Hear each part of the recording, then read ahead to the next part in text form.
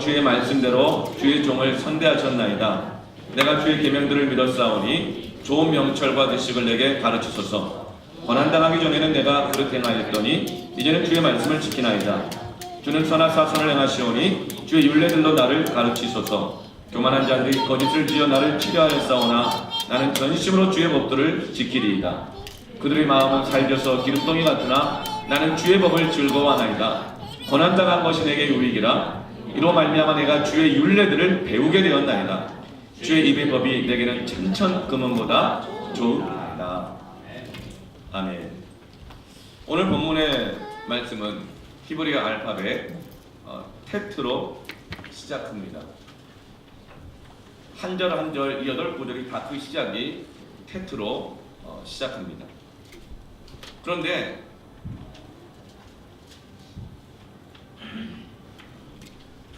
테트로 시작합니다. 저 알파벳이 이 8구절의 시작이 다 됩니다.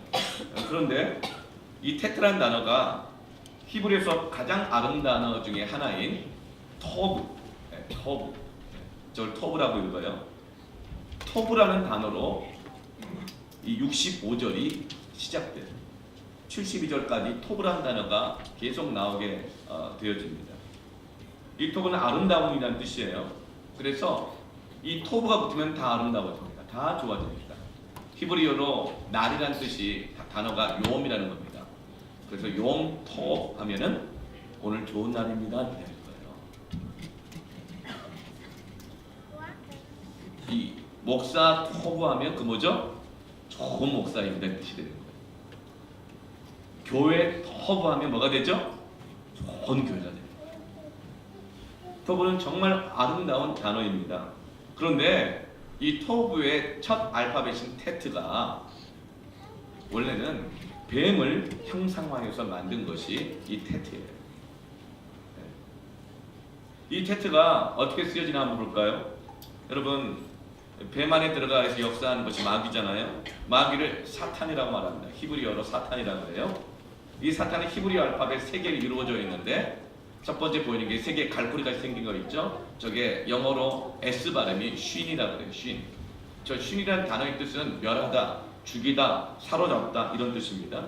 그 다음에 테트가 나와요. 영어로 T 발음이죠? 저의 뜻은 뱀이라는 뜻입니다. 그리고 그 다음에 뭐가 나오죠? 이게 눈입니다. 눈은 영어 발음으로 N의 발음인데요. N 뜻은 생명이라는 뜻입니다. 그래서 쉰, 테트, 눈 S-T-N 이 발음이 합쳐져서 사탄이 되는데 그 뜻이 무엇이죠? 생명을 죽이는 자, 생명을 죽이는 뱀, 생명을 멸하는 뱀, 생명을 빼앗아가는 뱀, 이것이 마귀라는 뜻입니다. 테트는 원래 저렇게 쓰여졌어요. 죄를 히브리어로 하타라고 말합니다. 3개의 알파벳으로 이루어져 있는데 우리가 배웠던 지난주에 배웠던 헤트, 저 헤트가 무슨 뜻이죠? 울타리라는 뜻이었죠. 그리고 그 다음에 T 발음인 테트. 그 다음에 첫 번째 설교에 들었던 알렙은 소 머리 형상을 한 건데 그 머리란 뜻이고 주인이란 뜻이며 주인에게 배우기 때문에 배움이란 뜻도 있습니다. 그래서 저것이 H 발음, T 발음, 알렙 A 발음, 하타. 저게 죄인데 무슨 뜻이죠? 울타리 안에 뱀이 들어와서 주인 노릇하고 있다. 가정의 울타리 안에, 내 마음의 울타리 안에 뱀이 들어와서 가르치고 있고 배우고 있다는 거예요. 그것이 바로 죄라고 하는 단어입니다. 여러분, 이렇게 테트가 이렇게 악한 것이 어떻게 톱으로 사용될까요? 이 악한 것이 어떻게 톱으로 바뀌게 되었을까요? 이 놀라운 비밀을 다윗은 이 시편 119편을 기록한 다윗은 광야에서 이것을 깨닫게 됩니다. 고난 중에 깨닫게 됩니다. 그리고 이것을 배우고 깨달았던 부모들이 앞으로 인생을 살아가게 될 자녀들에게 이 놀라운 비밀을 자녀들에게 가르쳐 주길 원하는 거예요. 똑같은 재료가 본질상 죄인의 자녀였는데 똑같은 죄를 가지고 있는 사람인데 죄인 중에 괴수였는데 어떻게 바울이 되고 어떻게 하나님의 자녀가 되고 어떻게 똑같은 재료인데 명품이 되어지는가. 이것을 깨달은 부모들이 이 시편 119편을 통해서 특별히 오늘 본문에서 자녀들에게 이 놀라운 비밀을 가르쳐 주기를 원하는 것입니다. 이 비밀을 깨닫기를 축복합니다. 이 비밀을 배우기를 축복합니다. 하나님의 말씀이 내 안에 들어와 이걸 깨달으면 어떻게 돼요? 내 지각이 바뀝니다. 지각 변동이 일어납니다. 생각이 바뀝니다. 감정이 바뀝니다. 그러면서 내 언어가 바뀌고 말이 바뀌고 습관이 바뀌고 행동이 바뀌면서 내 인격이 바뀌고 내 삶이 바뀌면서 똑같은 재료인데 진노의 자녀인데 죄의 종로로 타던 자녀인데 하나님의 사랑으로 명품으로 변화되게 됩니다. 매 절마다 태프로 시작하는 거예요. 뱀으로 시작하는 거예요. 어떻게 톱으로 바뀌는가? 67절 말씀에 주의 말씀을 나옵니다. 주의 말씀을 지키나. 68절에 주의 율례에 들러 나를 가르치소서. 69절에 주의 법도들을 지키리다. 70절에 주의 법을 즐거워하나이다. 71절에 주의 율례들을 배우게 되었나이다. 72절에 주의 입의 법이 내게는 천천금은보다 좋으나이다. 테트가 나올 때마다 뱀이 나올 때마다 뭐가 있어요? 주의 말씀을, 주의 율례를, 주의 법을 기뻐하고 즐거워하고 배우고 지키나이다. 여러분 똑같은 뱀과 같은 존재이지만 똑같은 재료이지만 하나님의 말씀이 들어가면 토부가 됩니다. 토부 부모, 토부 자녀, 토부 사역자, 토부 교회 됩니다. 그 놀라운 비밀이 오늘 말씀 안에 담겨 있는 거예요. 하나님의 말씀이 우리 인생을 명품으로 만드는 것입니다. 그 가치를 바꾸게 되는 거예요. 돈이 많다고 비싼 물건이라고 연봉 많은 직장 다닌다고 다 명품 아니죠. 돈이 많고 배운 것이 많고 학벌 좋아도 이 깨달음이 없잖아요. 말씀으로 깨달음이 없으면요 인생의 의미를 깨닫지 못하고 내 존재를 깨닫지 못하면 가진 것으로 할 수 있는 게 많기 때문에 타락할 가능성이 더 많아요. 돈 비싸다고 명품 되는 게 아니에요. 더 타락할 수 있어요. 좋은 학벌 지녔다고 명품 아니에요. 깨닫지 못하면 더 타락하게 되는 거예요. 그래서 여러분 신앙교육은 무엇이냐면 깨닫게 하는 것입니다. 복음은 깨닫게 하는 것이에요. 예배를 통해서 깨닫게 되는 것입니다. 말씀이 육신이 가운데 우리 가운데 거하면 은혜와 진리가 충만할 때 깨닫게 되는 것입니다. 그때 변화가 됩니다. 진리가 우리를 자유케 합니다. 주의 종로로 타던 종의 멍에를 벗어버리게 하는 것이죠. 그리스도 예수 안에서 새로운 피조물이 되게 하는 것입니다. 하나님의 말씀을 통해서 깨달으면 어떤 고난의 상황 속에서도 어떤 역경의 상황 속에서도 실망하고 낙심할 거리 가득한 상황 속에서도 우리는 토부가 되는 새로운 피조물이 되는 기적의 역사를 경험하게 되는 것입니다. 사람 안에는 다 뱀이 있어요. 우리는 다 죄성을 가지고 있거든요. 뱀은요 스물스물 막 들어와요. 기어 들어가요. 그래서 주인 노릇하고 가르치고 막 배우게 만들어요. 근데 그 죄성이 언제 드러나고 증폭하고 이렇게 합니까? 어릴 때는 잘 안 드러나요. 좀 크면 언제부터 드러나요? 한 3살 되면 나타나요. 네. 처음에 결혼할 때 몰라요. 다 천사 같은 줄 알았어요. 이 남자만한 남자인지 없는 줄 알았어요. 그 6개월 되니까 뭐가 나와요? 무슨 말 한마디만 하면 뱀이 나와요. 에이씨 이러면서 막 뱀이 막 나와요. 좀 어려워집니다. 좋을 때는 안 나와요. 괜찮아요. 조금만 어려워지면, 조금만 감정상하면, 조금만 경제적 어려워지면 뱀이 나와요. 에이씨 또 그래봐 이러면서 그러면서 독을 품어요. 막 눌러요. 그런데 여러분 그때 그 고난 가운데 어려움이 있을 때 다윗처럼 하나님의 말씀을 읽고 묵상하고 즐거워하고 지키고 순종하면 그 고난의 이유를 알아버려요. 깨달아요. 왜 이 고난이 왔는지 깨닫는 거예요. 그러면 그 고난 때문에 흔들리지 않아요. 왜 형편이 왜 이렇게 어려운가? 말씀을 깨닫지 못하면 원망, 억울함, 독만 품고 뱀소리만 나와요. 그러나 이 형편의 어려운 것들, 고난들, 나의 부족함들 하나님의 말씀으로 깨달으면 그것 때문에 흔들리지 않습니다. 그리고 그 고난의 기간을 통해서 완전히 다른 사람이 됩니다. 토부가 되는 거예요. 독이 빠져나가는 거예요. 그래서 67절 말씀에 고난당하기 전에는 내가 그릇 행하였더니 이제는 주의 말씀을 지키나이다. 고난 때문에 하나님의 말씀을 지킬 수 있는 사람으로 바뀐다는 것입니다. 그걸 깨닫는 거예요. 하나님이 고난을 통해서 나를 말씀을 지키는 사람으로 바꾸기를 원하신다는 것을 깨달아 버린다는 거예요. 저는 내가 한 말도 못 지켰어요. 조금만 상황이 바뀌면 뱀의 혀처럼 두 갈래로 말이 달라져요.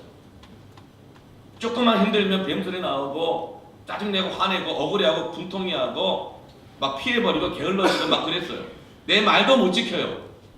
그런데 고난 가운데 하나님의 말씀이 나로 하여금 하나님의 말씀을 지킬 수 있는 사람으로 명품으로 바꾸어 가십니다.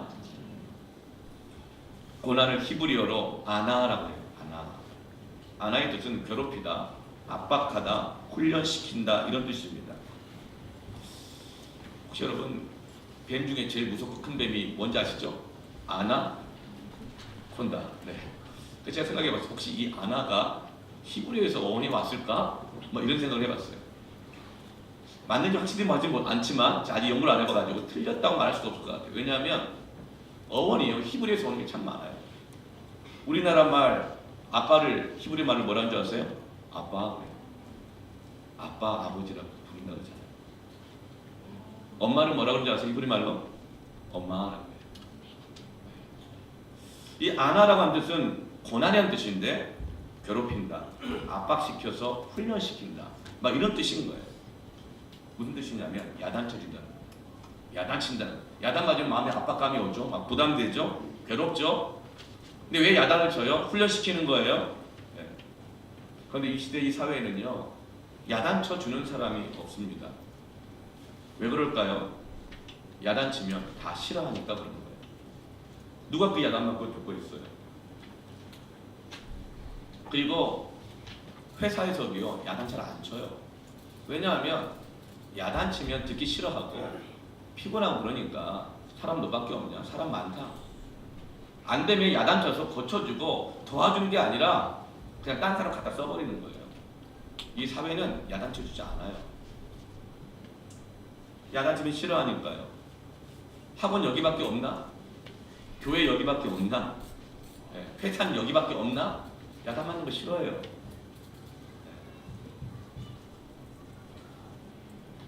야단쳐서 깨우치고 바꾸고 고쳐서 써주는 그런 사랑이 이 사회에 없습니다. 제가 금요영성 집회 끝나고 급하게 인천으로 이 장례식을 다녀왔어요.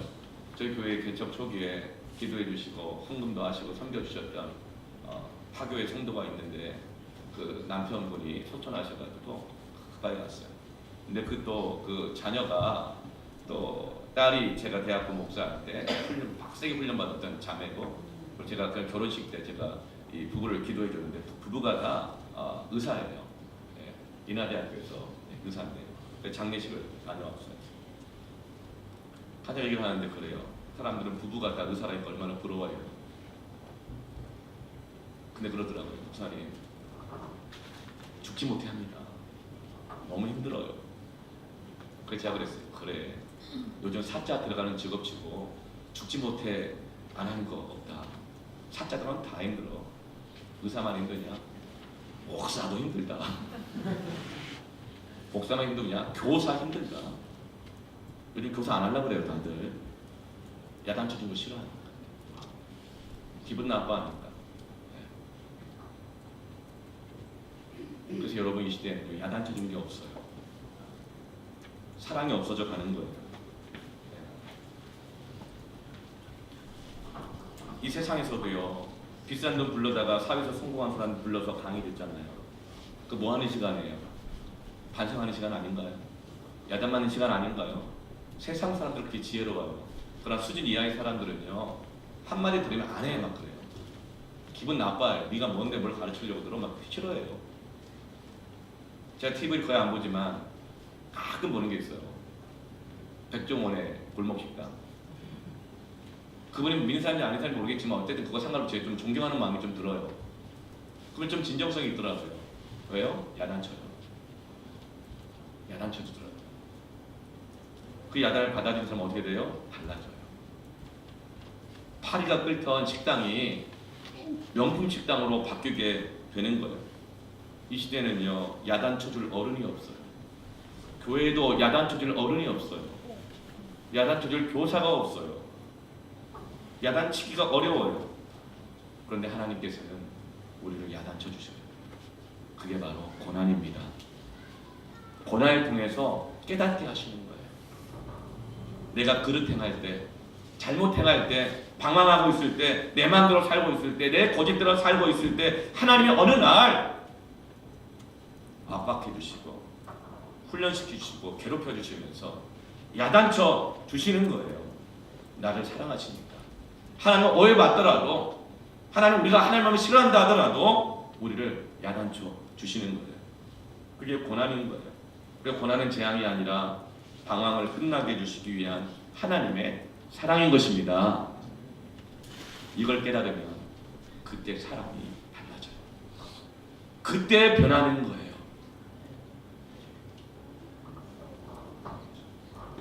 여러분, 하나님의 야단을 맞고 정말 변화된 사람이 있어요. 많죠. 모세는요 40년간 방황했던 사람이에요. 40살 때 자기가 히브리 민족이라는 걸 알고 같은 동족의 고난과 고통을 보면서 그냥 있을 수 없어서 바로 왕의 왕자라는 모든 특권을 내버리고 목숨 걸고 나가서 이스라엘을 구원하려고 하다가 오히려 믿었던 이스라엘 백성들에게 배신당하고 실패하고 광야로 도망쳤던 사람이에요. 여러분, 그리고 나서 40년 동안 광야에서 짐승을 치고 삽니다. 여러분, 40 넘은 남자 바뀔까요? 40 넘은 남자 안 바뀌어요. 남자들이 이 40년을 남자로 살면서 얼마나 많은 전투와 피 흘림과 상처와 자존심 상함과 이걸 겪고 살았는데 40년간 상처받고 억울한 일 겪고 피 흘리며 싸운 남자들요, 그 고집 못 바꿔요. 그 거친 인격 절대 못 바꿉니다. 80이 돼도 안 바뀌잖아요. 모세가 광야에서 그 고생이고. 여러분, 40 넘은 여성 바꾸려고 하지 마세요. 뱀소리 나와요. 안 바뀌어요. 그런데 하나님께서 그 안 바뀌는 모세를 80이 되어서 찾아오셨어요. 그리고 하시는 말씀이, 너 40살 때 한번 해보려고 했다가 실패했던 그거 다시 해라. 내가 너 도와줄게. 그 하나님의 부르심과 모세의 대화가 출애굽기 4장 1절부터 4절까지 나와요. 그 하나님의 부르심에 모세가 어떻게 대답해요? 모세가 대답하여 이르되, 그러나 그들이 나를 믿지 아니하며 내 말을 듣지 아니하고 이르기를 여호와께서 내게 나타나시 않으셨다 하리이다. 하나님 모세를 통해서 이스라엘을 구원하려고 하시는데 이 광야의 구석덩이에서 원망과 슬픔으로 살고 있는 모세를 끄집어내서 하나님의 사람을 세우려고 하시는데 모세는 그 하나님의 부르심을 이해할 수가 없는 거예요. 왜요? 너무 늦게 나타난 거예요. 40년 동안 뭐 하셨나요? 너무 서운한 거예요. 그리고 지난 40년 동안 겨우 그때 나 배신했다는 사람들 잊고 마음 정리하고 여기서 그냥 큰 거 바라지 않고 양치며 살고 있는데 왜 40년 만에 이 늦은 나이에 나타나셔가지고 다시 그 일 하라고 하는 거예요? 그때 모세의 심정이 어땠어요? 그대 나를 믿지 아니합니다. 내 말을 듣지 않습니다. 모세 안에 40년 동안 그 상처를 부둥켜 안고 있었던 거예요. 사람 내 말을 듣지 않아요. 내 말을 무시해요. 나를 믿어줄 사람이 없어요. 이게 모세에게는 엄청난 상처가 되었던 거예요. 그 상처만 곱씹으면서 내가 왜 이렇게 사는 줄 알아? 그 사람들 때문이야. 그렇게 살고 있었던 거예요. 그 세월이 40년이에요. 하나님, 내가 왜 여기서 마치 죽은 사람처럼 없는 사람처럼 투명인간처럼 숨죽이고 아무것도 안 하고 사는지 알아요? 내가 왜 이 짐승들을 키우면서 사는지 알아요? 왜 내가 좋은 회사 다 때려치우고 농사 짓는 줄 알아요? 제가 가끔 보는 프로그램 중 하나가 자연인이라는 프로그램이에요. 정글의 법칙 이거 너무 예능같이 돼가지고 좀 안 보고 자연인 좀 봐요. 그걸 보면서 많은 사람들이 힐링을 얻는다 그래요. 왜 그렇게 사는 줄 알아요? 내가 왜 산에 들어와서 약초 캐고 자연을 벗삼아 사는 줄 알아요? 왜냐하면 짐승은 나를 무시하지 않아. 내가 집에 올 때 자식들은 다 방구석에 들어가 있어도 우리 치아와는 우리 푸들은 꼬리를 흔들면서 나오거든요. 왜 내가 산에 들어서 사는 줄 알아요? 흙은 자연은 사람을 배신하지 않아요. 그 세월이 40년입니다. 하나님. 그 세월 동안 사람들이 뭐라고 말하는 줄 알아요? 여호와께서 내게 나타나지 아니하셨다. 너에게 사는데 하나님이 너 도와주지 않았지 않느냐? 하나님 어디 갔느냐? 하나님 그때 어디 있어? 하나님 나 안 도와주셨잖아요. 막 지팡이를 막 흔들면서 이렇게 하나님한테 항의하고 있는 거예요. 그러자 가만히 모세 항의를 듣고 있던 하나님 한마디 하세요. 2절 말씀에 여호와께서 이르시되 네 손에 있는 것이 무엇이냐? 막 지팡이를 흔들고 막 항의하니까 네 손에 있는 것이 무엇이냐? 사람은요 한 맺힌 거 이야기할 때는요 남이 끼어들 틈 없이 숨 쉴 수 없도록 헐떡거리면서 호흡이 가빠지고 자기 할 말을 막 쏟아놓아요. 그런데 대답은요 말들이 무지 짧아요. 자기 할 말 다 해놓고 하나님이 물어보니까 뭐라고 말해요? 지팡이요. 지팡이입니다. 한마디로 딱 끝내는 거예요. 그래서 하나님이 3절에 뭐라고 말해요?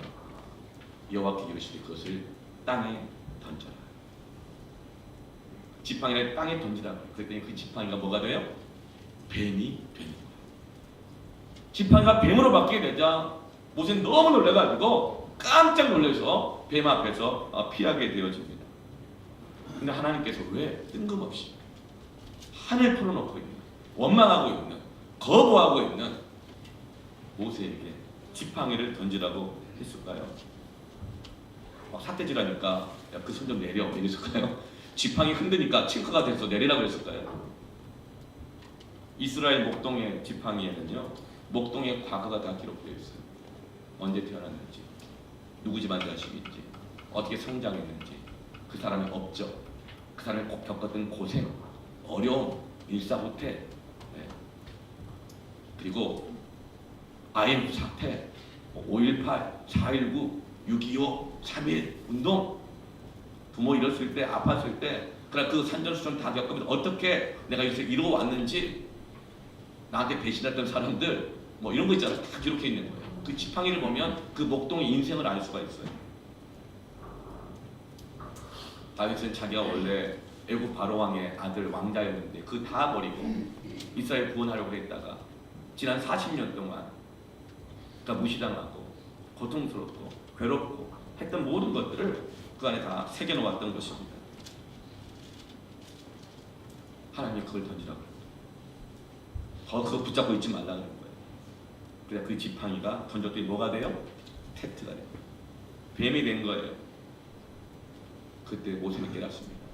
내가 붙잡고 있었던 거 이거 배후에 사단의 역사가 있었구나 깨닫는 거예요. 이것이 뱀이었구나 깨닫는 거예요. 그리고 다시 하나님께서 모세에게 그 뱀을 잡으라고 해요. 잡으라고 하는데 어디를 잡으라고 그러죠? 4절 말씀에 여호와께서 모세에게 이르시되 내 손을 내밀어 그 무엇을 잡아라? 꼬리를 잡아. 뱀의 꼬리를 잡으면 가장 위험한 일이라는 것을 상식으로 다 알고 있어요. 근데 왜 하나님은 뱀의 꼬리를 잡으라고 하실까요? 때로 하나님께서 나에게 요구하시는 말씀이 위험해 보일 수가 있어요. 내 생각과 안 맞을 수가 있어요. 왜 이러시나? 막 하기 싫을 때가 있어요. 그러니까 사람들은 순종하네요. 내가 싫은데요. 내가 싫다는데요. 아니 왜 그 힘든 걸 왜 시키세요? 위험하잖아요. 이러면서 거절합니다. 그러나 모세는 그때 하나님의 야단을 맞고 이것이 뱀이었구나 깨닫고 말씀에 순종하여 뱀의 꼬리를 잡자 이 뱀이 다시 뭐가 됩니까? 지팡이가 돼요. 그런데 이 지팡이는 예전에 양을 치는 지팡이가 아니에요. 출애굽기 4장 20절 말씀에 모세가 그 아내와 아들들을 나귀에 태우고 애굽으로 돌아가는데 모세가 누구의 지팡이 손에 잡았더라? 하나님의 지팡이가 되는 거예요. 아내와 아들을 나귀에 태우고 자식들을 돌보고 애굽으로 다시금 들어가서 다시금 이스라엘 백성들을 건져내게 하시는 하나님의 지팡이로 바뀌게 되어지는 것입니다. 사랑하는 성도 여러분, 하나님의 말씀을 깨닫고 그 말씀에 순종하면 뱀이 하나님의 지팡이가 됩니다. 상처 붙잡고 억울하고 원망하며 40년간 광야에서 짐승이나 치며 살던 사람이 이스라엘 백성을 구원하는 하나님의 사람으로 바뀌게 되어집니다. 이 놀라운 비밀을 부모들은 자녀들에게 알려주기를 원하는 것이에요. 얘들아, 좋은 대학 간다고 명품 되는 거 아니다. 돈 많이 번다고 명품 되는 거 아니다. 하나님의 말씀으로 배우지 아니하면 좋은 학벌로 좋은 돈으로 뱀이 됩니다. 그러나 똑같은 재료를 하더라도 고난 중에도 내 열악한 환경 속에서도 주의 말씀을 읽고 묵상하고 지켜 순종하고 배우면 그가 하나님의 지팡이가 된다. 여러분, 시편 119편을 기록한 다윗은요, 어디서 왕이 되었어요? 처음에 다윗은 왕궁에서 사울 왕을 열심히 보좌하고 충성스럽게 일하는 충성된 일꾼이었습니다. 그런데 사울 왕이 그걸 다 배신하고 다윗을 죽이려고 하는 거예요. 그래서 다윗은 자신이 충성했던 사람, 헌신했던 사람을 피해서 도망가게 되어집니다. 사람이 너무 싫은 거예요. 사람한테 배신당해보세요. 사람한테 공격당해보세요. 세상 제일 싫고 무서운 게 사람이에요. 어디로 가요? 사람 없는 광야로 가버렸어요. 광야 가운데 누가 나 찾아올까봐 어디로 가요? 아둘람 동굴로 숨어버립니다. 그 전에 어디로 갔냐면 이 아기스 왕에게 찾아가요. 가드로. 거기 가서 침 흘리고 미친 척하면서 거기서 어떻게든 먹고 살아보려고 했어요. 미친 척하고 침 흘리고 막 그러면 사람들이 경계하지 않을 거 아니에요. 그런데 다윗이 혹시라도 반응을 일으키지 모른다는 이런 말이 들려오자 거기서도 못 살고 이제 사람 없는 광야로, 그 중에 아둘람 동굴로 숨어버리는 거예요. 그런데 사무엘상 22장 1절 말씀 보면 이래요. 그러므로 다윗이 그것을 떠나 아둘람 굴로 도망가매 그의 형제와 아버지의 온 집이 듣고 그리로 내려가서 그에게 이르렀고. 이게 뭔 일이에요? 사람 싫고 사람 무서워서 나 혼자 먹고 살기도 힘들어가지고 사람 없는 광야로 아둘람 동굴로 숨었는데 온 가족이, 아버지와 아들들이, 형제들이 승하차 타고 찾아온 거예요. 같이 살자고. 내 코가 석자인데 짐짝들이 온 거예요. 그리고 그것이 끝이 아니에요. 그 다음 말씀을 보면 환난당한 자, 빚진 자, 마음이 원통한 자들 400명이 대형 버스, 관광버스 동원해가지고 아둘람 동굴까지 다 찾아와요. 그게 누구예요? 부자가 아니에요. 건강한 사람들이 아니에요. 원통한 자, 빚진 자, 먹고 살기 힘든 자, 상처받은 자들이 다 때로 몰려오는 거예요. 더 고난이 깊어진 거죠. 너무 힘든 거예요. 그러나 다윗은 그 아둘람 동굴에서, 그 광야에서 뭘 붙들어요? 하나님의 말씀을 붙들어요. 수많은 지옥 같은 하나님의 말씀, 시편을 기록해요. 그러면서 배신당하고 쫓겼던, 사람 무섭고 싫었던 그 다윗이 그 아둘람 동굴에서 400명 다시 붙잡고 섬기고 가르치고 예배하고 기도하고 하면서 그 400명과 함께 다윗 왕국을 세우게 되어집니다. 다윗은 도망자에서 아둘람 동굴에서 하나님의 말씀을 붙들고 뱀의 꼬리를 잡으면서 진정한 왕으로 새롭게 거듭나게 되는 것입니다. 이걸 깨닫는 거예요. 이걸 깨달으면 고난 때문에 흔들리지 않아요. 고난 때문에 막 살지 않아요. 고난 때문에 누구 원망하고 남탓하고 핑계대고 그렇게 살아가지 않아요. 하나님의 말씀을 깨달으면 고난 중에 하나님의 명품으로 바뀌게 되어집니다. 71절 말씀에 고난당한 것이 내게 유익이라. 고난당한 것이 내게 유익이라. 이로 말미암아 내가 주의 율례들을 배우게 되었나이다.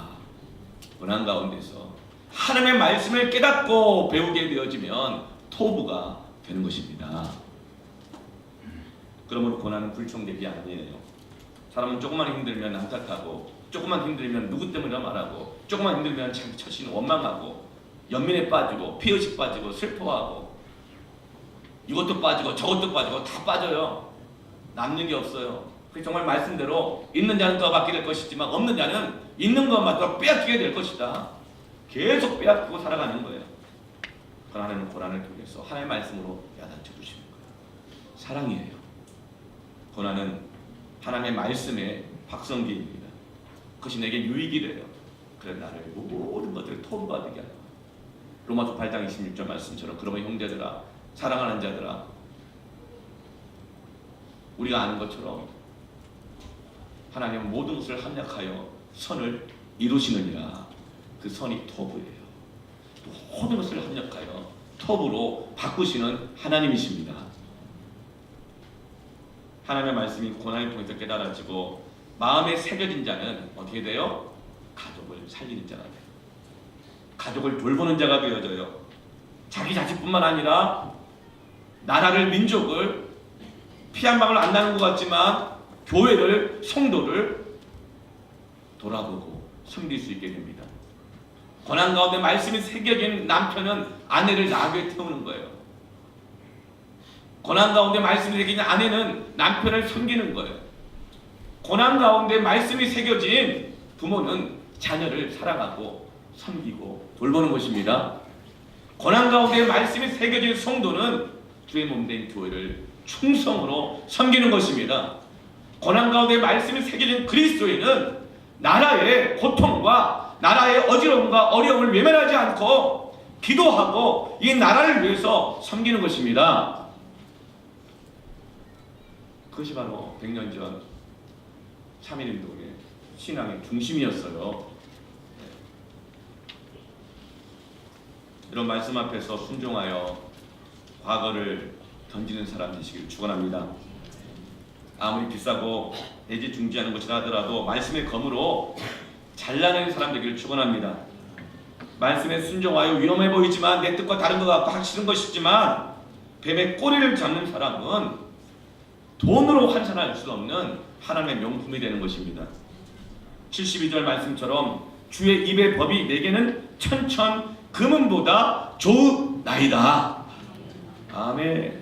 여러분, 우리가 어느 때까지 조금 피곤하면, 좀 힘들면, 하기 싫으면 애 안 해요. 애 안 해요. 그렇게 하겠습니까? 하나님께서 우리를 고난 가운데, 훈련 가운데 하나님의 말씀으로 명품으로 만들기를 원하십니다.